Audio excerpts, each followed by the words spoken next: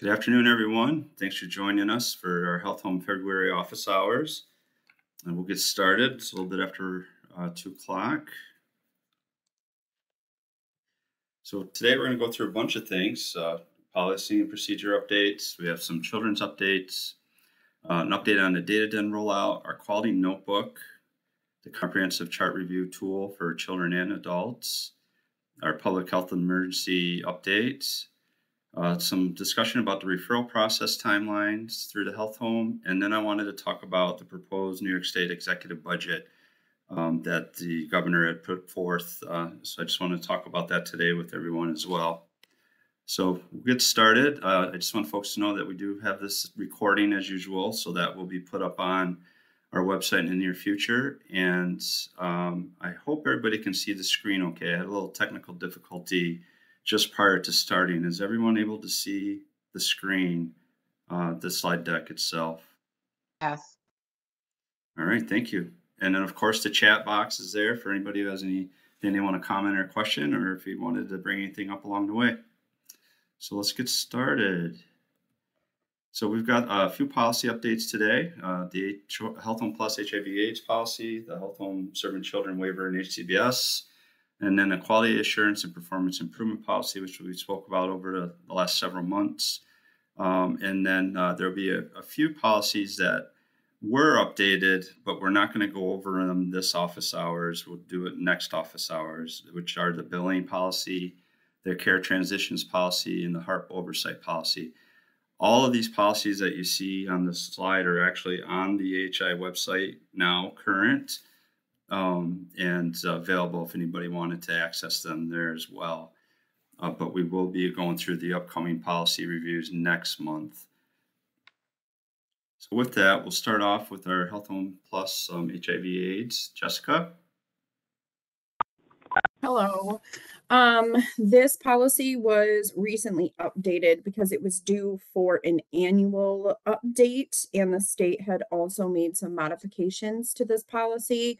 As you know, you have to be specially designated to serve the Health Home Plus population for SMI. The same thing as well for Health Home Plus for people enrolled with HIV or AIDS. So they have tried to align the two policies to make them easy for CMAs that are doing both to follow and implement. So one of the things that they put some clarification in around was if you have a member who qualifies for the Health Home Plus program through SMI, and they also dually qualify under the Health Home Plus program for HIV, that member should have a choice in which program they choose to participate in, whether it be Health Home Plus for SMI or Health Home Plus for HIV. Really, there's no difference between the two programs should someone choose to participate in one or the other as far as the care management and care coordination that they're going to get. So the state really wants us to look at the root cause, what they're calling it, the root cause of that member's instability, and derive the plan of care and enrollment from there. It's actually pretty difficult to qualify for Health Home Plus for HIV and AIDS. It's actually easier to get in under SMI. So that's why we see a good portion of this population enroll in Health Home Plus for SMI. But if you look at, again, what they're calling the root cause of instability for the member, so the difficulty and adherence to treatment that is the prevailing issue for the member with HIV and AIDS, or is the mental health concern kind of the leading factor for that member? So there's no wrong path to take with these members. And most of our agencies are Health Home Plus SMI designated, and we have a limited amount of Health Home Plus for HIV and AIDS designated CMAs. So that's another thing to consider as well, that if you identify someone, your agency may not actually be designated to serve Health Home Plus for HIV and AIDS. But there's no wrong path for these members to take. They can choose to go to Health Home Plus for SMI or Health Home Plus for HIV and AIDS. And go to the next slide. So some of the things that they also updated for us is that they updated caseload ratios. They wanted to match the Health Home Plus for SMI population. They've also included some mixed caseload models and included some examples for those. The mixed caseload for Health Home Plus for HIV and AIDS, their mixed caseloads are a little bit looser than the adherence that we have for the SMI population. So that might also be a driving factor in which population you choose to serve these members in. There's also some very specific trainings that need to be completed by the health home care managers who serve the Health Home Plus for HIV and AIDS population.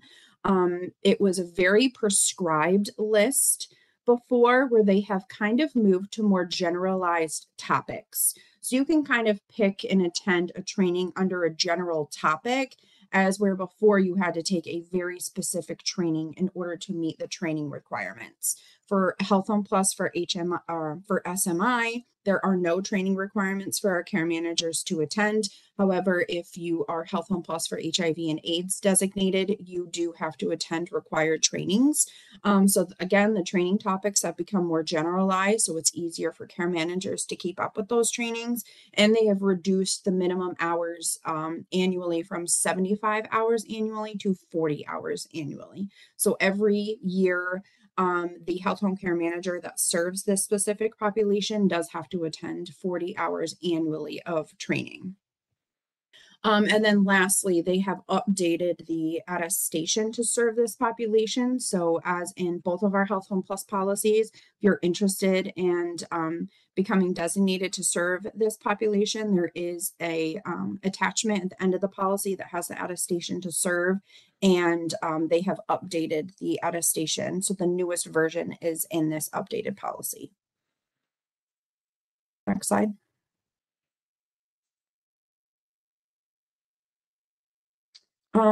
So next, switching over to kids in our Health Home Serving Children Waiver and HCBS Youth. This policy was updated with some minor updates. What they have done is they have removed the risk factors for the Med-F and DD population. They're only SED specific. So currently in our network, we actually don't have anybody in waiver for Med-F or DD. But if you choose to enroll or you do get a referral for someone in those two populations, there isn't going to be specific risk factors. It's only going to be specific to that SED population. The other thing that they wanted to call out, and this was due to some of the audits that we have gone through, is that the supporting documentation that accompanies your LPHA is required to be in the record. So what that means is that we are very good, and our health home does a very good job of handing out those LPHA forms to providers to get them completed and sent back to us. We have a good success rate with that. But what we are lacking in is the supporting documentation to support that LPHA form. So when a provider is completing this form, they are attesting that without the intervention of HCBS, that youth is at risk for entering a higher level of care. And on there, you can click, it's because they've had an out-of-home placement, they've applied for an out-of-home placement, they're multi-system involved. And what the state is looking for is, like, if the LPHA provider is saying, okay, they meet eligibility because they've been in an out-of-home placement in the last 6 months, where is the documentation that supports that they've been in an out-of-home placement? So at that point, we're looking for discharge paperwork from a hospital, from an RTF, from an RTC. That should be uploaded to support that LPHA form. Those are very prescribed. When it comes to the multi-system involved, it could be CPS and the member having an IEP or attending an OMH clinic. That's a little bit looser when it comes to supporting documentation. If the member has an IEP and that's one of the multi-systems that you're going with, you want to upload your IEP. There's CPS involvement that will be present in the note. You typically don't have concrete documentation to go with that. And the other thing would be involvement in an OMH clinic. You may have supporting documentation because you've reached out to the provider to collaborate with them. So you have maybe a treatment plan from them.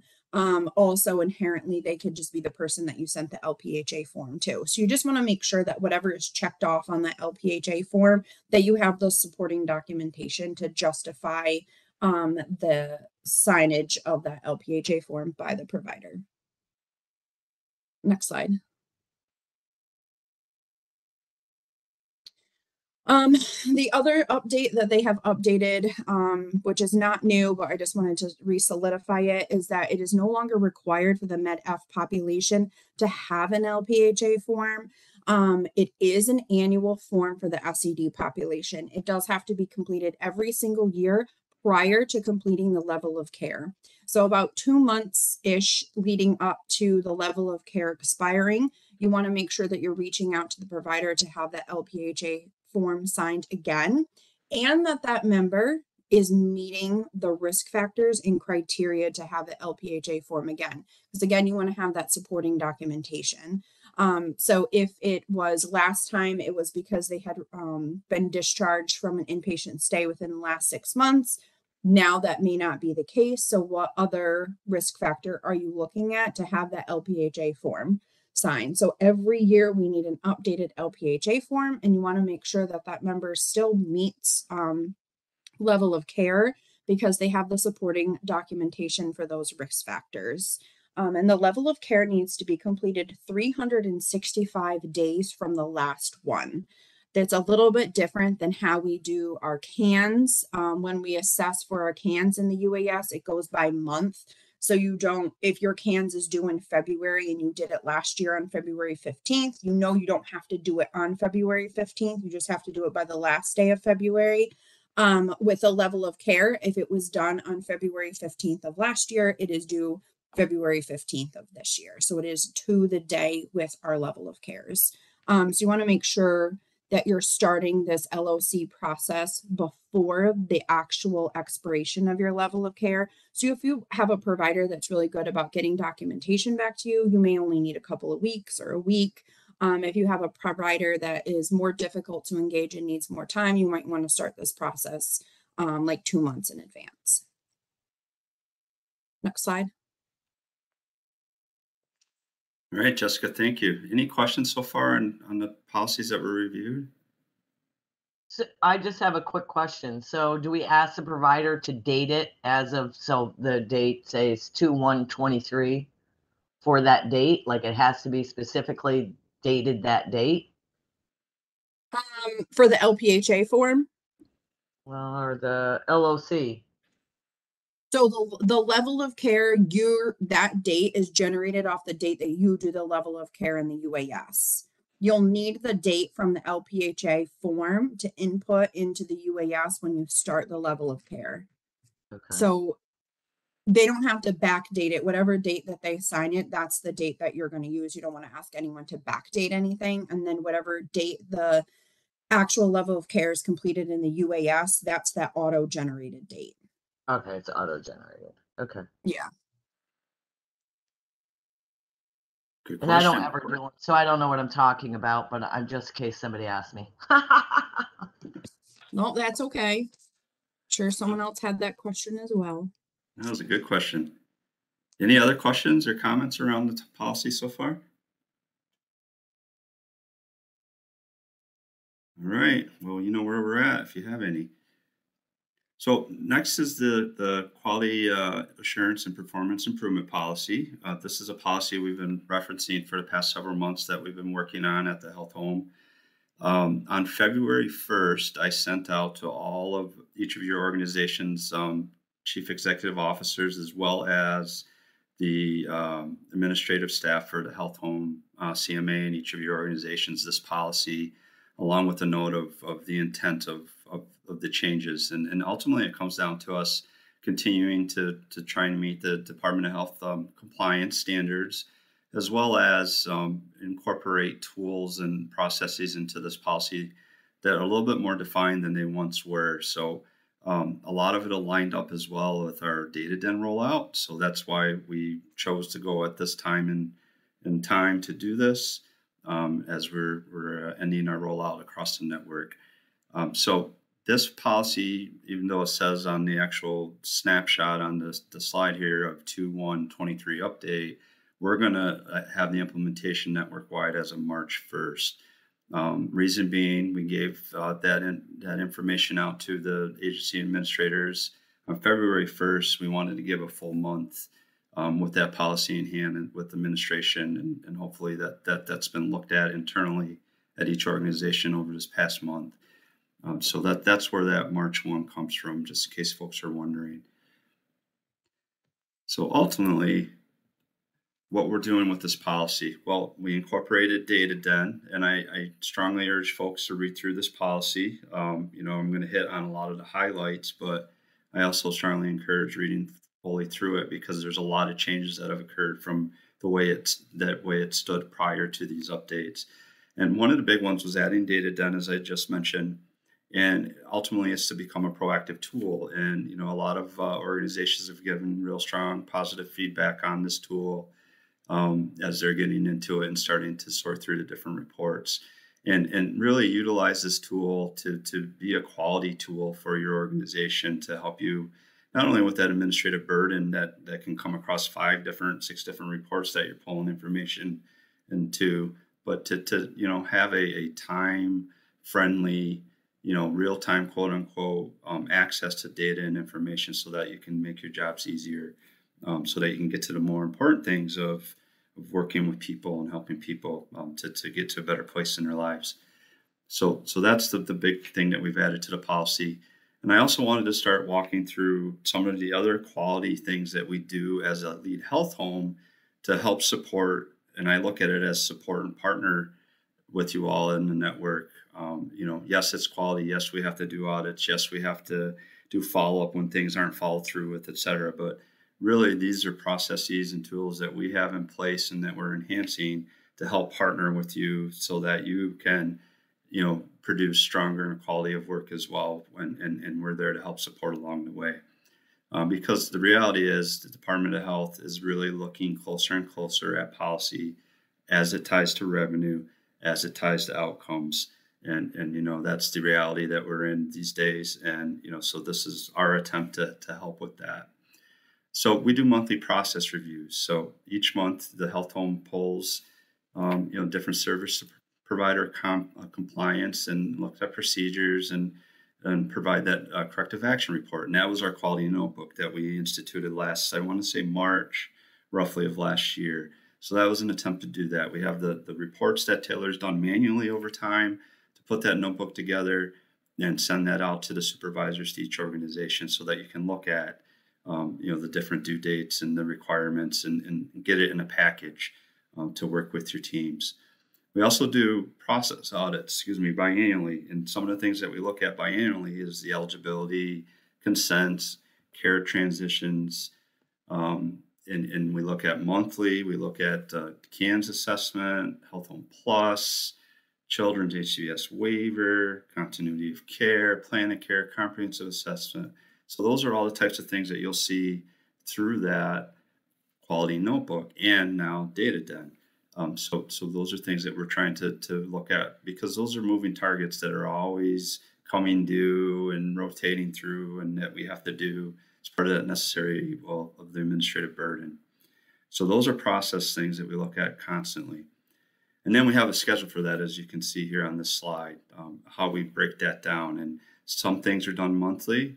Some are done twice a year. So like the eligibility for health home, we look at it twice a year, March and June. Consents, we look at it April and July. Care transitions, May and August, and then the rest are monthly that we go through and look at those things. Is there any questions so far?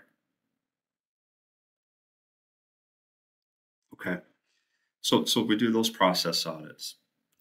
And then we also do chart reviews. And again, we've upped this in the policy a little bit more thoroughly than we have in the past, but we do comprehensive chart reviews. So those are those meetings that we meet with each supervisor and their team, throughout the year after we pull a 5% sample of their members, and we do the chart audit tool, which is available on our Health Home website, one for adults and one for children. So we use that tool as our guide when we, as a lead, our administrative team pulls together once a month. We do our fun day of auditing, as we call it.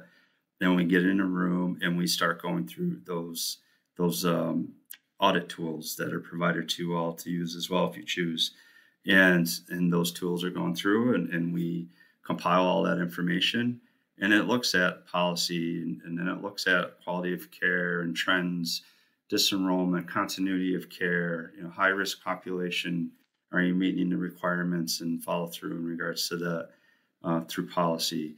billing spot audits are things that we're going to start looking at closer as we move forward, to help, catch things, because there's only a 90-day window for Medicaid as far as look back, right? So we want to try and help you all while you're out there doing your work to spot check that as well. Now, that doesn't mean each organization shouldn't have their own internal audit process. We highly recommend that that's the case, and policy, designates that that's something you should have in place. But these are things that we're doing as well to help with that.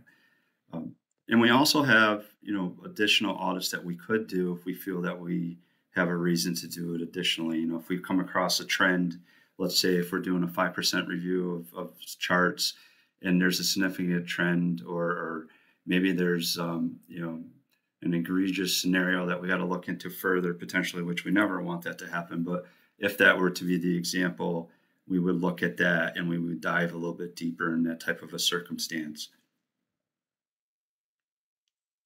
And then additionally, here's some of the other things we look at as we're auditing and throughout the year at various points. We check on staff qualifications and compliance, regarding trainings. That's up to each organization to maintain and require that for their staff. But we spot check that because policy designates that stuff should be in place for people doing the job in the care management role and the supervisors as well. Structuring caseloads, we have that whole caseload points, the mixed caseload. If people have Health Home Plus, not to go over that threshold for children, you've got that point threshold for 40. When you look at caseloads for acuity levels, so those are things that we have through DataDen now that you can look at and check right away, for those that have access to that. Another thing we look at is every organization has to have a 24/7 access to care management in the event there was an emergency, right? So that's something that's checked as well. Performance trends, corrective action requests, meaning if there was a corrective action that was in place with an organization, how responsive were they? Is there a need for further follow-up, et cetera?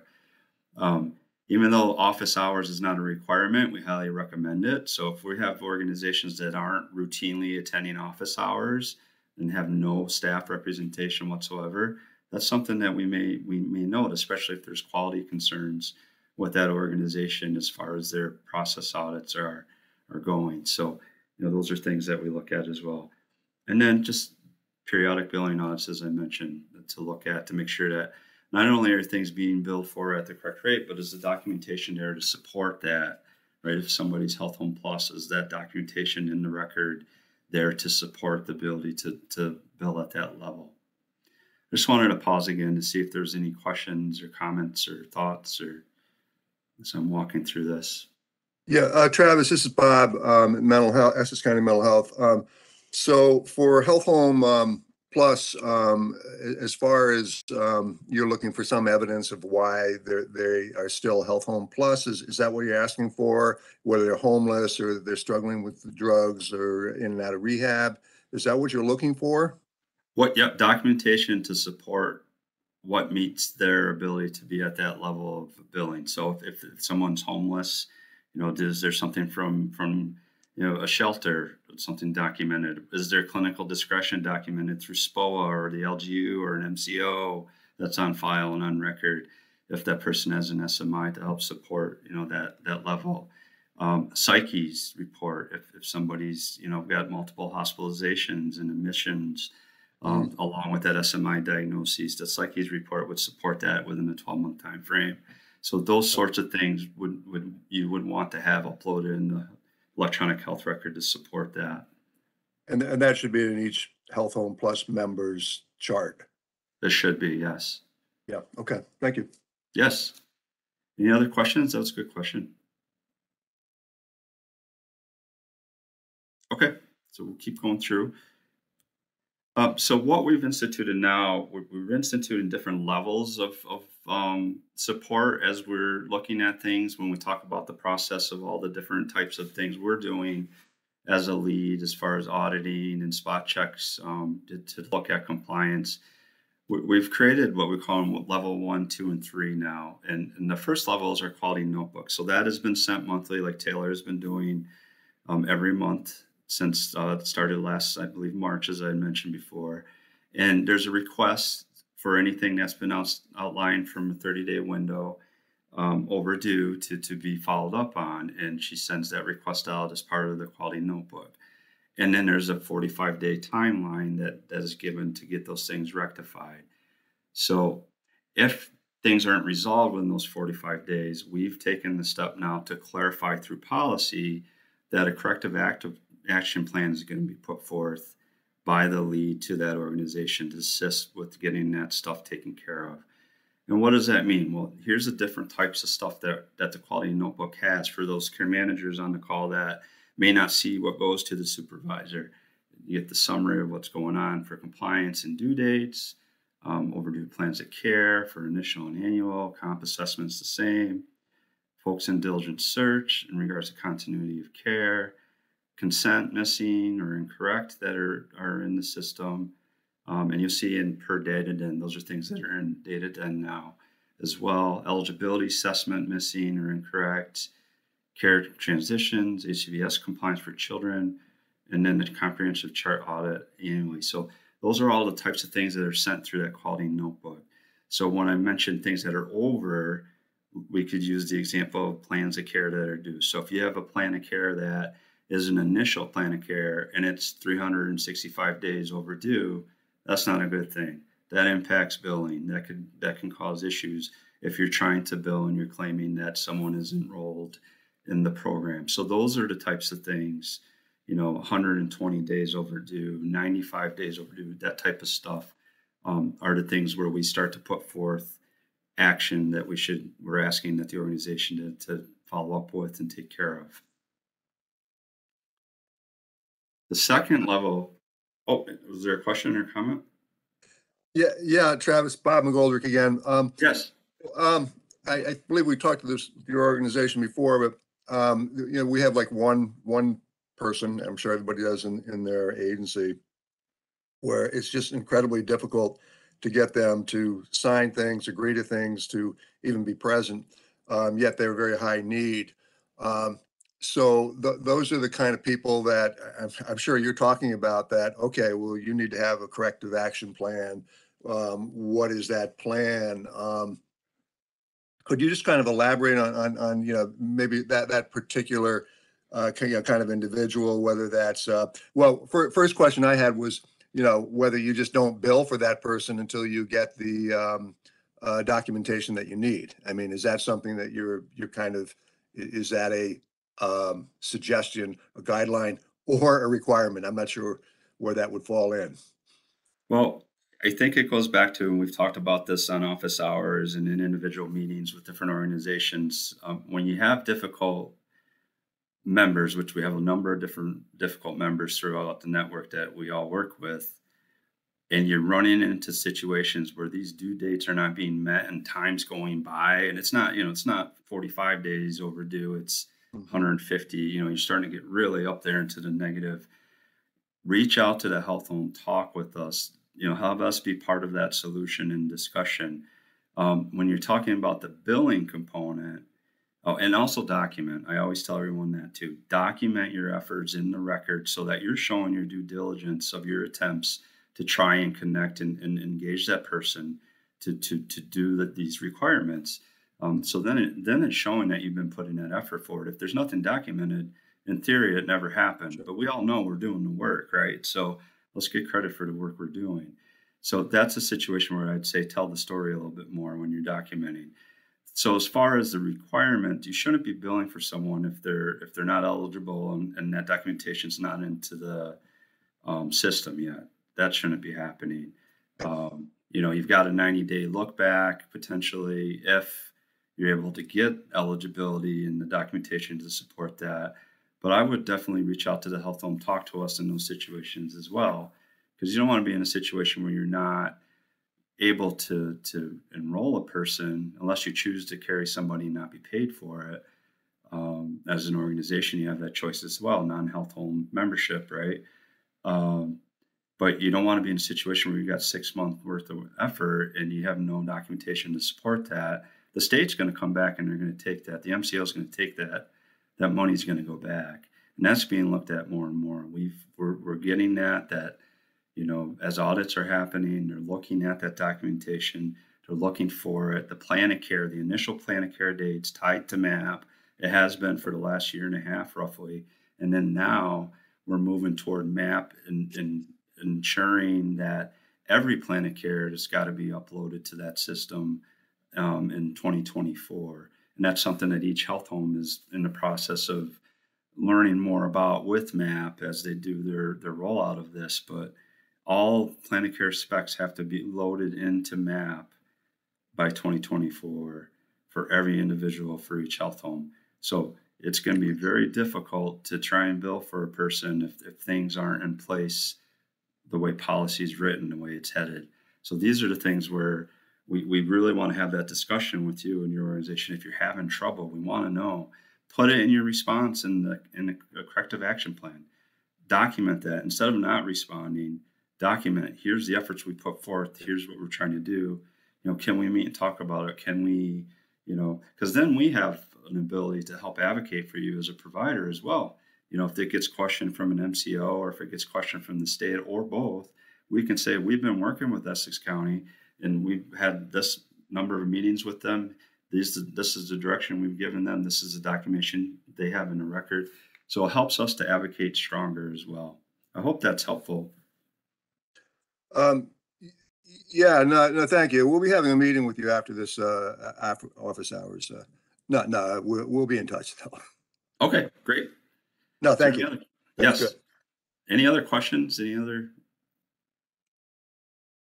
thoughts around that? Okay. So that's the quality notebook that's coming monthly. And then we have the corrective action plan. So that's something we define further in policy. And really what that is for those items that have not been addressed and they've gone over and there hasn't been a response or it's not getting taken care of. We're as a lead taking another step now, and we're going to be reaching out to organizations to request a meeting to talk about the outstanding items and ask for something in writing, from the organization, CMA, about what their intention is and how they're looking to rectify those policy related items. And, we're asking that at that point that the organizations ensure that they're in the office hours meetings. We share a lot of information. We go over policy every month. We open the door for questions that come up outside of the policies that are being reviewed. We have general discussion. We try and touch on what's relevant. I hope we're open to dialogue when things come up that are off the agenda item. So we want to be a venue during office hours so we can have that dialogue to share information as well. So that's why that's important. And if the provider's not, just for whatever reason, not following through on the level 2 scenario, and we're trying to work with you to do that, there will be a level 3. And this is something that we're implementing that is defined through policy, as I had said, that was sent out to agency execs and administration. And that is going to be a performance improvement plan. And I say this for transparency. I'm not saying this because I'm looking to put a heavy hand down as a lead health home. We have to hold ourselves accountability as a lead, but also all of us as a network. And, for all the reasons that I've mentioned, we've got to start monitoring that a little bit closer. And some of the things that could happen if an organization is not complying with every attempt to partner through the different levels, it could impact the ability to receive referrals for new members or enrollments. There may be a retraining for the organization, TA calls, NetSmart retraining. It could be a micro training that's targeted or a couple, depending on what the situation. Could also result in the recoupment of Medicaid dollars. Again, I mentioned the state and MCOs are really starting to look at that stuff. And it has come up in certain scenarios in our health home network in recent months. So it's something that's happening. We have to look at that. And that's where I mentioned earlier that we're going to start doing a little bit more of those billing spot audits as a network. So those are the levels, the level 1, 2, and 3 that are now in the plan as we move forward. Obviously, there's always the ability if people have or organizations have concerns or they want to talk through something that they may not be in agreement with. We're always here for that, and we're open to those discussions. So, absolutely reach out through the health home to do that. Was there any questions about the levels, the 1, 2, 3 levels I described? I'm sorry I went through it the way I did, but I just wanted to make sure that I took the time to talk about each level because they are new and they are things that will be implemented as we move forward and from this point on.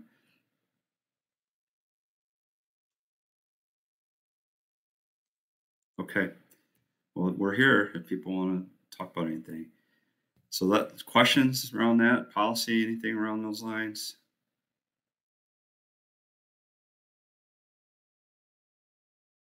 All right, we'll move on then. Jessica, are you there for children? Some other updates? I'm here.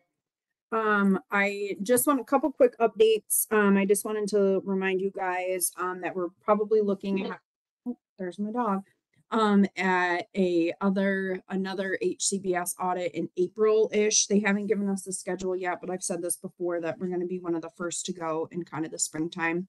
So I'm assuming April.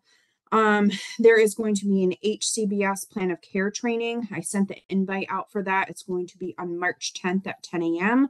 I scheduled it for 2 hours. This is the first time we've ever done it. So I'm believing that 2 hours should be enough time. So if you just want to forward that out to any of your children's care managers, even though it is an HCBS plan of care training, it's really kind of like a workflow plan of care training as well. So it's not just targeted to those serving HCBS. The first half is more of a workflow type plan of care training.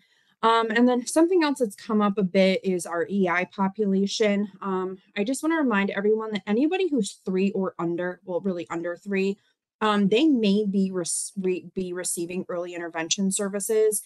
So if you receive a referral for a younger kiddo who is under 3, you just want to verify that they're not also enrolled in early intervention. And why this is important is because kids that are enrolled in early intervention and in health home, they need to be with a specialty designated CMA. So you just want to double check to make sure that's the case if you get a kiddo that is under 3. We just need to make sure that they go to the right CMA that is duly certified to be serving those youth, and we cannot be double billing. So you really want to make sure, because it may turn out to be where we have to void claims because you accidentally served one of these youth. So just a reminder about those youth that are under 3. And that's all I had for children's updates. All right, Jess, thank you. Any questions around those updates, comments, thoughts? Okay, thank you. So data, then I mentioned a big part of our quality initiative. We're down to our last 2 organizations to be rolled out. So we're really excited about that. And, the feedback continues to be positive. People really like the ability to get that tangible data in a user-friendly form. So we're excited about that as we move forward. We really want people to feel comfortable letting us know about any improvements, critiques about the platform, because we have the ability to continue to enhance it, and that's our intention. As was mentioned by Taylor, who was our lead on this rollout, if in the near future we're looking to do a landing page once you get on, so it's like a navigation page. So it's going to be a lot more user friendly. So you don't have to go on and look at all the little tabs at the bottom of the actual system. You can kind of click on a bubble and take you to all the financial related reports or the plan of care and the comp reports, and it'll just go to that section of the platform. So that's coming in the not too distant future. And then any other tweaks that you have.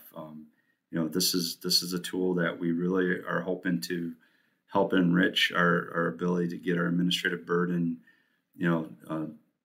not as much of a burden as we're out there doing our work.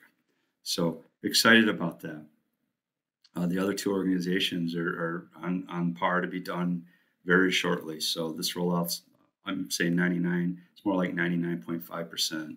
So we're very close to it. So nice job, everybody. Thank you for your flexibility and meeting with us and going through this.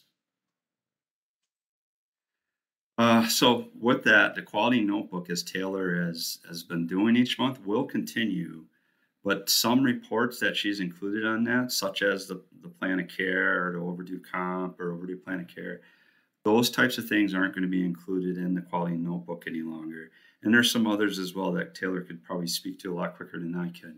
But they are available and readily present on Datadin, which you can go in and sign in and see it real time with the daily updates. So that's another reason we're encouraging the use of Datadin, because it's there, it's at your fingertips. Or if you're not using it as an organization on the care management level, it's at your supervisor's fingertips. They can get that information very quickly now. So some of those reports are coming out of the quality notebook. The quality notebook will continue to be sent monthly, and it's going to be an additional tool still for supervisors as they get that each month. So effective March 1st, so any items that are outstanding in the quality notebook, we talked about that 30, 45-day window.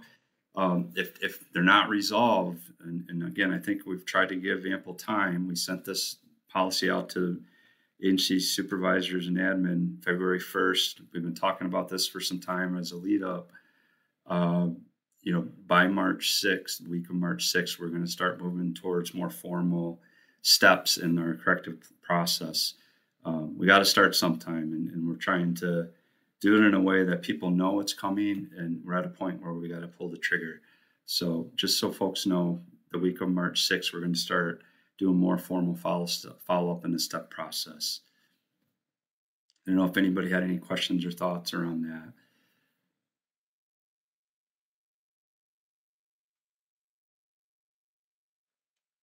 Okay. The comprehensive chart audit tool, I should say, for children and adults, it is on the website now. If you go to the Health Home Forms tab, it's in there. I believe it's under the other forms subcategory within that page. The child and adult tool are both there. So they're the tools we're using as we audit, as I mentioned earlier today. So you know what we're looking at when we're doing those comprehensive chart audits. Now you have it. And it's been on there anyways. We had the last year's tools on there, but it's updated now for our current tool. So they're there for folks. And I'll also send them out after office hours today, along with the slide deck, just so folks can have them that way as well.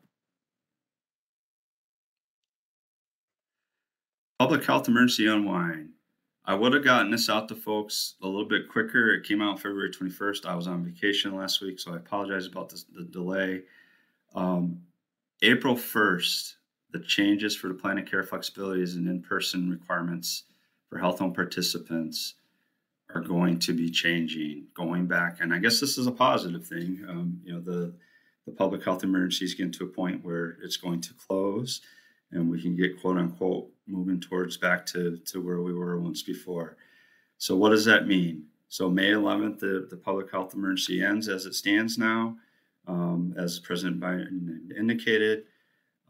So we have to start reinstating our non-emergency policy. So this is Department of Health's notice to us saying that that's going to happen. So effective April 1st, providers are instructed to follow the guidance that's here. So for plans of care, they got to be signed now. So we have to make sure it's electronic or wedding signature. Verbal consent is no longer allowed as of April 1st. Can't do it. We've been encouraging our network for the past year anyways to try to get back to signatures where we can. I think we're in decent shape as a network. So thank you all for all those efforts, knowing that it's been a difficult time. But the state's going to pull the plug on it effective April 1st. Verbal is no longer going to be allowed. And then the 60-day, I mentioned there was some discussion about a 90-day or 120-day. It's going to stay 60. We as a network have maintained 60 all along throughout this public health emergency. Our quality notebook has been built off that. Datadin's built off that. So that shouldn't be a huge lift for us as a network because we've maintained that as part of policy. And then you could see here, there's some links. I sent that out yesterday to the network. If you want to see the state policy behind this, the links are there within the document here. Comp assessment, same thing. It's going to be 60 calendar days. Multidisciplinary team meetings have to be back in person. They can't be waived. So we got to make sure that folks are aware of that. And what else we got here? It's in person or virtually. It should be made by the member, parent, guardian, legal authorized representative. So, and then participation from basically all members of the team as much as possible in those meetings. Consent, that's got to be in writing, either collected on paper or electronically. Verbal consent is no longer allowed as of April 1st. That was another thing I think as a network we've been working hard on over the last year through our meetings and discussions and any correspondence that's been sent out. So I think we're in decent shape there overall as well, but it is something that I just want folks to be aware of, that the state is pulling that back as of April 1st. And then the in-person guidance, in person or via telehealth, is under development and will be issued separately. So that's more to come on that. Anything around the public health emergency that anybody had for questions, thoughts, comments?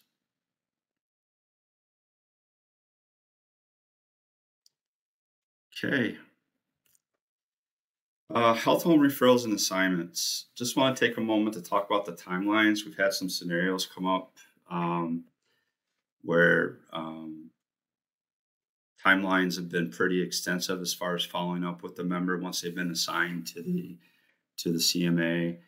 So I just wanted to reiterate that, we strive by policy to have 2 business days. Ultimately, it would be 72 hours if it was a Friday that the referral came in to get that to the outreach on Monday.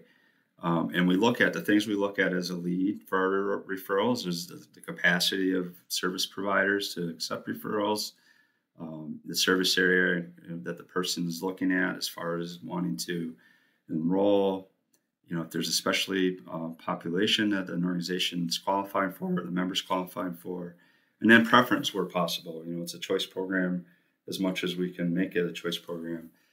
One of the things I wanted to know, if you're designated to provide in a county or multiple counties, and you are able to have capacity for referrals, we've had some situations come up across the network where, I don't want to say cherry picking, but it really is. People are deciding what referrals they want to take and they don't want to take.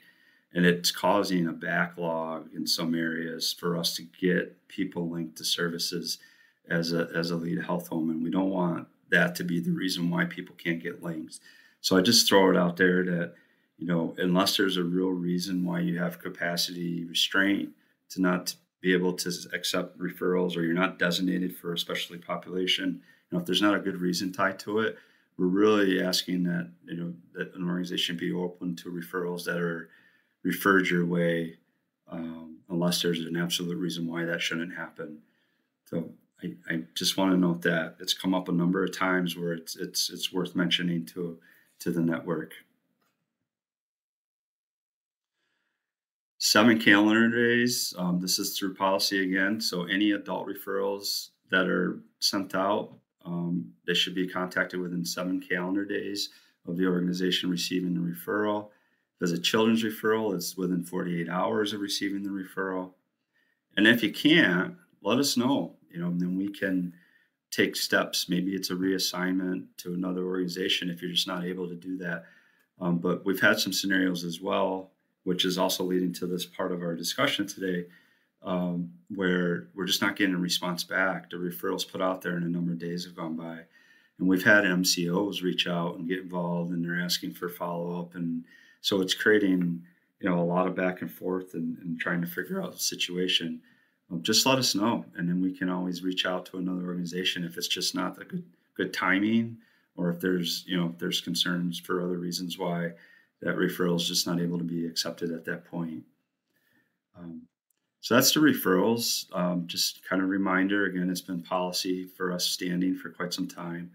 Was there any questions around the referrals and just kind of the timelines, anything around that?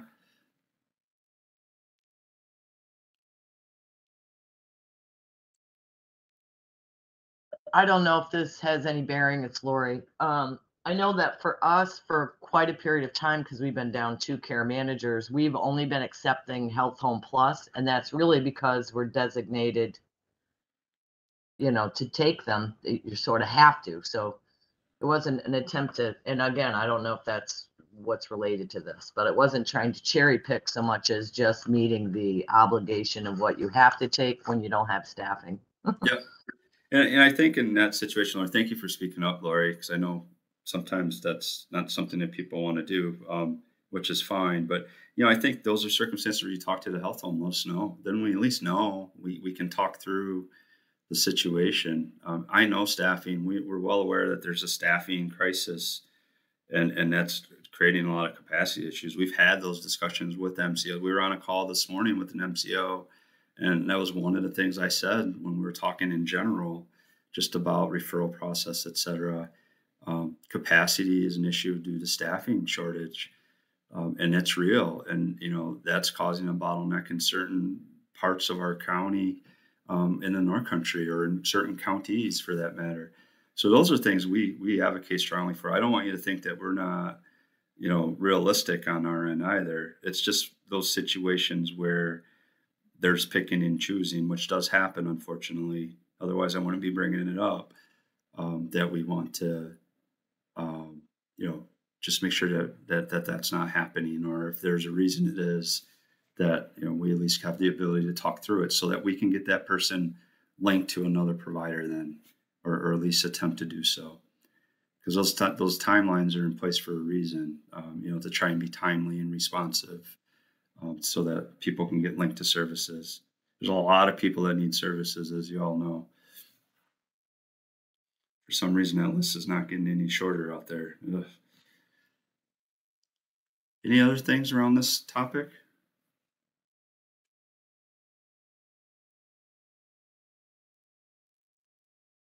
Okay. So this next topic, I wanted to bring forth in transparency for the network.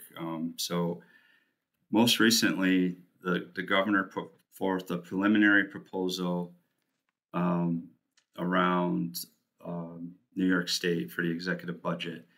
And part of that proposal was a savings for the health home program over 2024 and 2025 fiscal years. And as you see here, this preliminary proposal is $30 million savings in fiscal year 24 and a $70 million savings in fiscal year 25. And what the rationale behind that from the Department of Health is that the graduation of low and medium acuity members is going to help support the more vulnerable population, meaning the higher risk members that are at need out there. Now, this clearly put all health homes across the state, ours included, the 25 health homes, in an outrage. There's been a lot of lobbying. Actually, today at the New York State budget hearings, the New York State Health Home Coalition and the New York State Care Management Coalition are testifying. And I'm going to send those minutes out, if you will, not the minutes, but the testimony itself after our office hours, along with a link for advocacy as well. So I just want you to know that there's a lot of advocacy going on right now. This is preliminary again. I've faced in the past in my own career other scenarios where Medicaid for the particular programs had a preposterous proposal initially through the executive budget, and it got changed, and it came out a whole different look at the end. Does that mean there won't be an impact on the health home program? I'm not saying that. There very well may be, but it may not be to this extent. But this impact is saying roughly 150,000 people that are currently enrolled in health home program across New York State, if this proposal is, as it is, passed. So what does that mean? That'd be 40,000 low acuity members and 30,000 medium acuity. It's not going to impact children program or Health Home Plus enrolled adults or HIV/AIDS enrolled adults. So it's strictly the low acuity, the 1873 adults, 1874 adult acuity level. So with that, the Department of Health has a timeline that they would do that if this were to pass. and they would be looking to start in October of this year for any person that's been 9 months or longer enrolled in health home at the low rate code, at the 1873 rate code. There would have to start to be an effort to graduate those folks out of health home, and that would be over the following 17 months, unless there was a trigger. And that trigger is something that would cause them to maintain their ability to stay in health home. Now, those triggers are still being defined by the Department of Health. And that also would impact those folks that are at the 1874 high risk, high need rate code. So all of our HEART members, all those people that are in step down from Health Home Plus, if they're 9+ months enrolled, beginning in January of 24, there would be a graduation beginning in April of 24. So any member that would be enrolled once that October or that January date started, moving forward, it's a rolling 9-month window that they're talking about, the way the proposal is written now. So what that would mean would be a savings that the state's indicating, the 30 million and the 70 million, 30 million in 2024 through that washing out, if you will, based on their proposal, to get to the more high acuity member, high need, vulnerable population. And then in fiscal year 25, it would be the $70 million savings that they would be looking at. Again, AHI is not supportive of this. We're advocating strongly against it. And it's something that, we're asking our CMAs to take action through the network. There's a link here. Lori, I saw your hand up. I just want to get this one piece. This goes to an advocacy letter that was put together by the New York Health Home Coalition and the New York State Care Management Association. And basically it's stating all the reasons why health home is a valuable service for all members involved, and making this kind of step and proposal approval as it's worded now would just be a travesty to those in need over this program. So this letter is all pre-populated. You link on it. I'll send the link out after this meeting as well. And I signed off on it. I submitted it, and I got a response back from Senator Dan Steck. It may have been an auto response, but it was an acknowledgement and thanked me for the advocacy. So we urge everybody to take that action as well, if you would. Lori, I know you had your hand up. Yeah, that timeline, and again, I know this isn't in stone, but I always like to kind of start thinking ahead just in case it becomes stone. So it said on the previous slide, low members that are in for a period of 9 months or more, they would be looking for them to then be closed out over the following 17 months. Is that what I'm reading right? That's what it's saying, yes.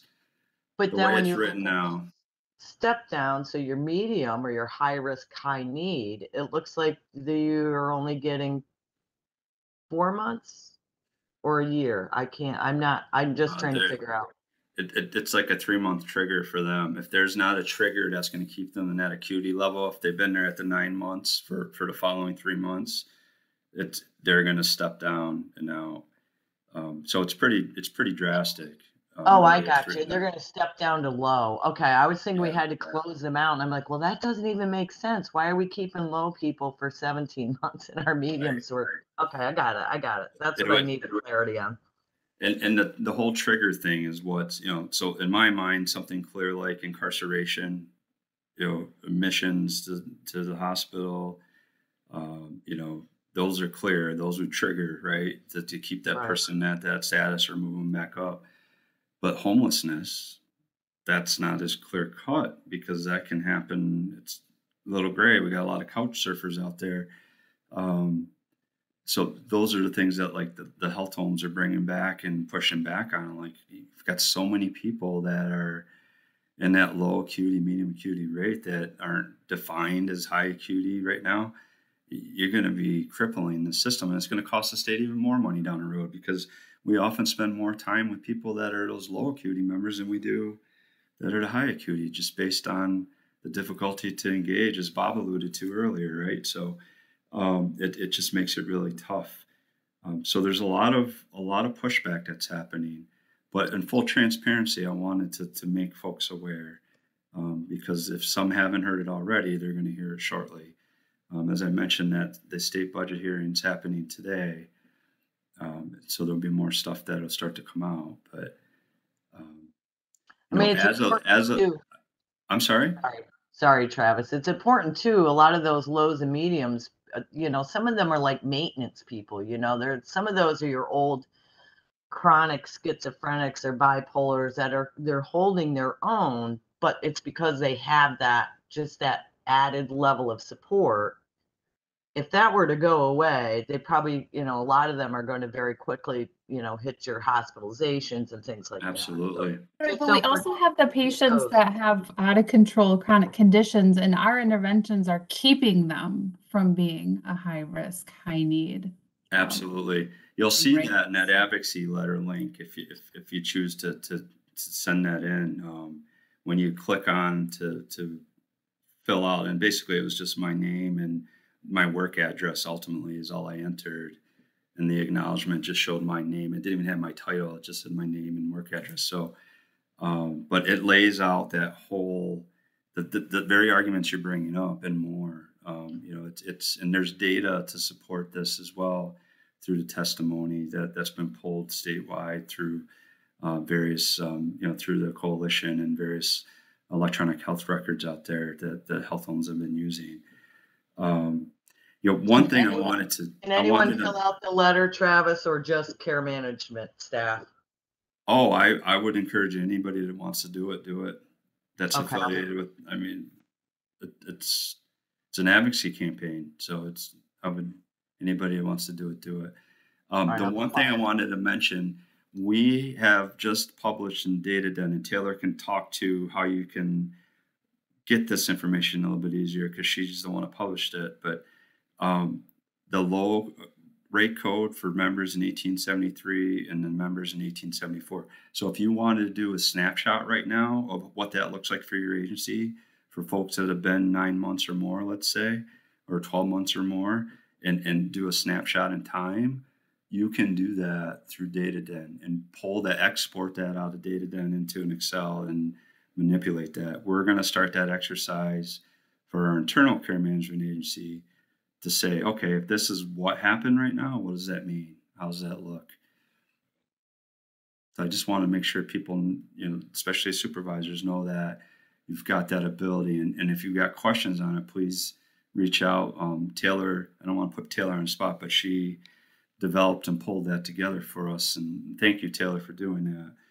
But we find that that's going to be a way that people can start to peel that onion back a little bit. And I think as this flushes through the proposal process, it's going to change. That's likely and usually what happens in most scenarios when the governor comes out with an initial proposal on any budget. There's all the backroom and the advocacy and all the stuff that happens. And then there's another rendition, and then there's some more follow-up. And, I'm not going to sit here and tell you that there may not be a hit to Health Home, but I just don't know if it's going to be to the level that they're initially proposing. Well, Travis, can I ask a question? Yes. I'll put my hand down. My question is that the policy, it's great to come up with it and all, but we have the cans for a reason, and based on our answers, that's what designates low or high need. So how do they expect us just to start stepping people down that might still be rating high on the cans? Are we supposed to adjust our answers to fit, reducing the services that we're offering? So I don't know how they expect us to do it logistically. So this is not going to impact children. So Children's Health Home is not going to be impacted by this proposal. It's just the adults and the low rate code and medium rate code. So children. They don't have an assessment that rates them like we do? Just curious. I haven't played with the adults. Don't have a cans. Nothing like the cans. No. Okay. Thank you. Yes. So Health Home Plus HIV, and Children's are not going to be impacted by this proposal as it's put forth currently. It's going to be the adult population in the low rate code, the 1873, and then the adult population in the 1874, the medium rate code, is where we're looking at this enrollment step down process.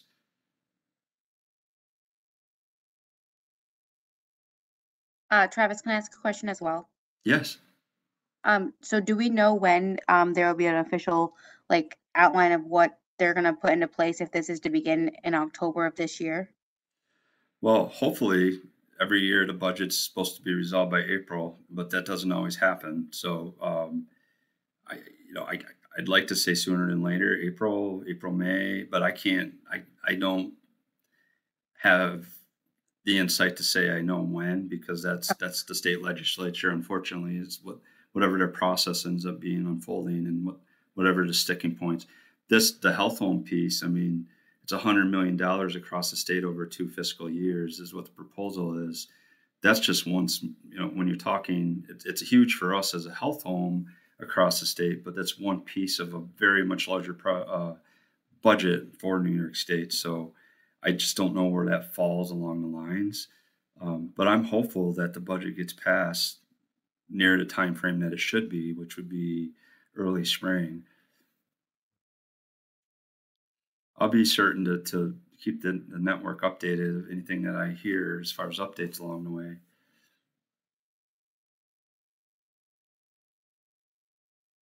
Can I just ask, so is then the intention moving forward that we obviously would still service low acuity, but it would still be at this like rate of 9 months, like Right. in and out kind of thing?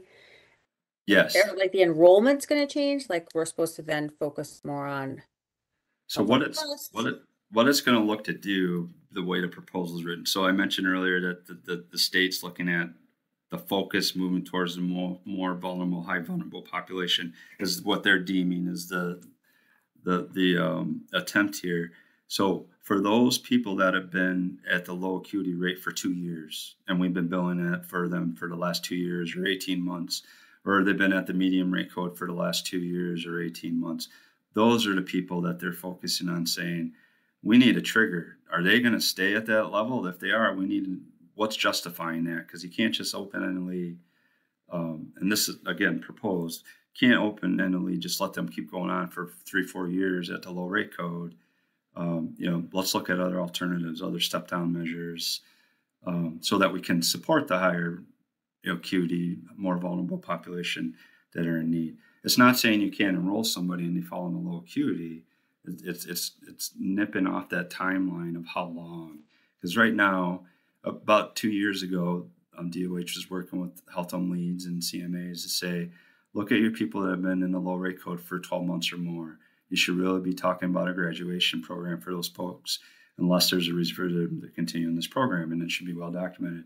And we did that exercise in our region. I remember we talked about it through office hours, and there was discussions and whatnot, and other health homes did as well across the state. Now they're taking it a step further and saying, if this were to go through as it's being put forth, all right, we're going to put a cap on it now. It's going to be 9 months. And if there's nothing triggering this person to stay at that acuity level at that 9-month mark, then they're going to either go down to a lower acuity level, or they're dropping out or discharging or graduating, whatever term you want to use. Dropping out doesn't sound the best, so I recant that, I redact that. But, graduating, working with them to get to a lesser level of care management, because the intention of health homes is not supposed to be long-term care management. Hey Travis, there's a question in the chat. Someone was asking if there's any discussion about re-enrollment for those who are disenrolled under these guidelines and are not able to be successful without care management. It has not, to my knowledge, Michelle. It's a great question. I mean, these are the types of things that are getting rifled back right now to the state. There has not, to my knowledge. Jessica, have you heard anything along those lines? No, there has, in all of the meetings that we've attended, there has not been any discussion about if a member is disenrolled and they're unsuccessful Is there any certain waiting period before they're allowed to come back in, or are they allowed to come back in? Those kinds of discussions hasn't happened yet. What we've heard from other health homes and different staff that have been on some of these calls that are obviously rightfully so outraged is great. So you're going to disenroll these people, and then they're going to come back at a higher acuity level because they spun out of control and their lives went into even more turmoil, and now they need even more intense services because of that. So those are the types of commentary that are coming up. But I haven't, as Jessica said as well, seen or heard anything as far as how do you appropriately work with those folks. There was a concept of a community health worker that the state's been throwing around as well as an option as a step down platform for people that may no longer be enrolled in health home that have come out of that low acuity enrollment. Now, I don't know a lot about that. I don't think that program's standing. I think it's one that, if they were to get that pushed through, would be one that they would want to stand up as an alternative. But then you'd have to get qualified staff and have staff availability to do that. And I have no idea what type of rate system or proposals would be tied to that type of platform as well. It's very preliminary. Unfortunately, don't have any answers in that regard. Was that helpful, Michelle?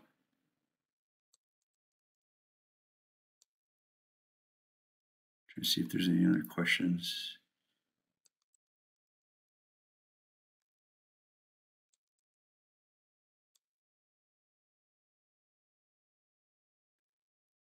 HML, I mean, there's the way the HML is, there's triggers in there right now. So that may be, that would be my go-to right away is the HML, right? So was that person deemed homeless? Were they incarcerated? How we're answering those questions could help potentially trigger that person. The Department of Health has been saying, though, that they're working on clearly defining what triggers mean and what they're going to be. Can the data help? Data didn't help with the accuracy of the HML.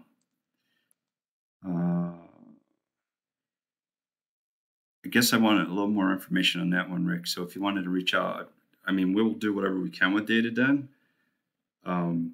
But as far as how your questions come in, I'm not quite sure I understand.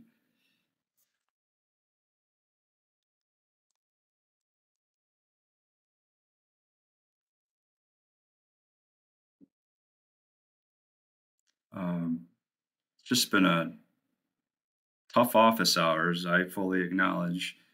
I know this has been a lot of information. The quality policy alone was a lot, and this coming out of the proposed executive budget compounded that for sure. And I do extend my full understanding in regards to that.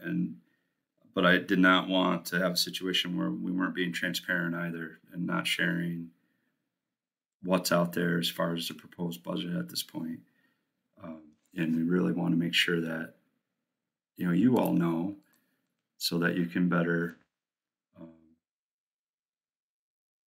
have understanding of what's going on out there. So I'd really, really encourage folks to advocate. I'll send this out right when we get done with the call. Fill it out if you would. If not, that's fine. But I think, the stronger we are in numbers, the larger we have a voice. And, we can go from there. Is there any other questions or anything anybody had? I know this was a lot.